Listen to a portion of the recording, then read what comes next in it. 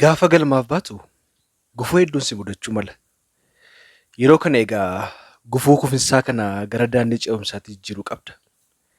Nama callisee eeggatus osoo hin taane kan galma isaaf tattaafatu ta'utu sirra jiraata. Wanti siree irraa sireetti tola siif dhufu hirriba malee hin jiru. Abjuunis kan galmaa osoo hin taane kan hirriba keessatti tola argama. Kanaaf kufiinsa baqachuu osoo hin taane hambisuu danda'u yookaan mo'achuu. Akkanuma akka carraa ce'umsaatti fayyadamuutu furmaata. Tooftaa horii. Dhagaa rukuttaaf sitti darbatamu kallattii isa si miidhu qofaan hin ilaalin. Dhagaa sana walitti qabattee diina kee ittiin ofirraa daangessuunis ni jira. Gimbii jabaa eenyu cabsee hin seenne yookiin hirra qaari'uu hin dandeenye ittiin ijaarrachuu ni dandeessa. Kun immoo tooftaa gaafata. Eeyyeen beekumsa namarraa fedha. Beekumsa ittiin isa nama daangessu gara kan nama deeggaruutti jijjiiratan. Beekumsa waan nama ari'u isa namaaf ari'u godhan.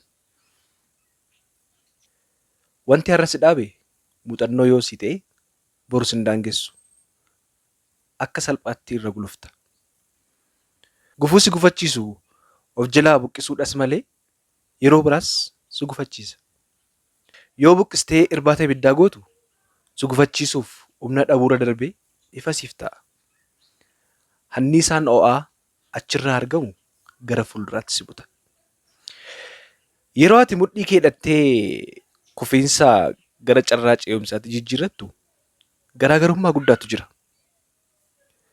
Si dhaabuurra gara siif dhaabachuutti tarkaanfata. Keessi kee durarra jabaataa ta'a. Eeyyeen muuxannoon hundeen si dhaaba. Kan si kuffisu irratti haboo qabaachuuf of qopheessuun isaan gafaati beeki. Hin sodaatinis. Fakkeenyaaf riqicha baay'ee dheeraa bishaan ciisaarra diriiree jiru tokkorra deemuuf kaatee jennu. Riqicha gabaabaa nuyi beeknu osoo hin taane riqicha dheeraa.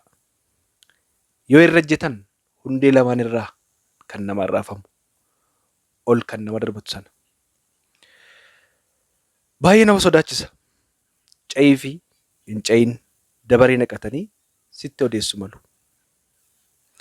Yeroo kanatti sagalee ursaa bishaanii yookaan bishaanichaa ciisee jiru gadi fageenya isaa dhaabbate tilmaamuurra waan ta'u qabu yaaduutu si oolcha. Gadi fageenya bishaan sanaa tilmaamuun si oolchuu hin danda'u. Waan ijoo lamatus jira. Ce'uu yookaan keessatti kufuu. Keessatti kufuun filannoo sodaa kee gargaaruuf kaa'ame osoo hin taane filannoo maati sammuu kee keessaa qabdu sanadha. Osoo kun hin jiru ta'e ce'uu iyyuu hin sodaattu ture. Kana baattee riqicha yaabdee immoo yoo akka tasaa bishaan seente jireenyi nagaas dhaammachuu danda'a.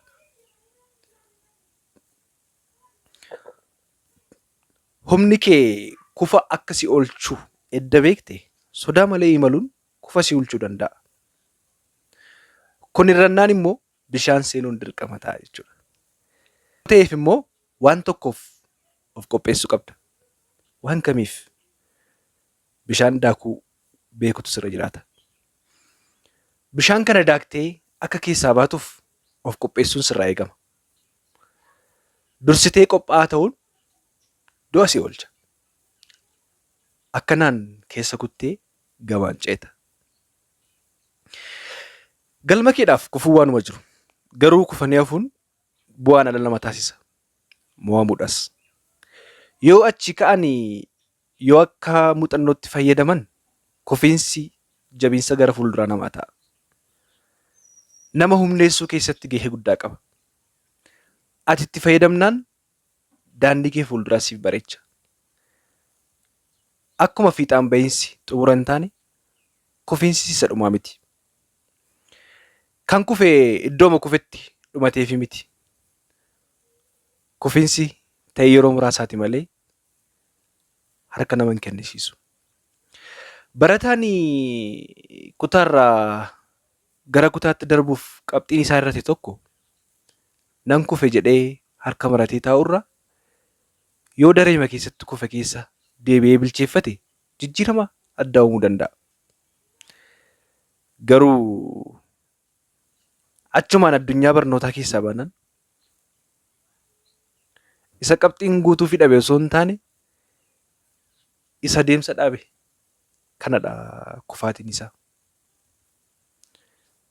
Kufaatiin deemsa irratti gufachuu miti. Sababa gufachiisaa tokkoon walitti dhufaniin dorgee jireenyaa keessaa ba'uudha. Kufiinsa qofaas osoo hin taane kufanii hafuus balaaleffachuu qabna. Kufiinsatu kufa. Ammallee kufiinsi haa kufu. Kufiinsa kuffisi.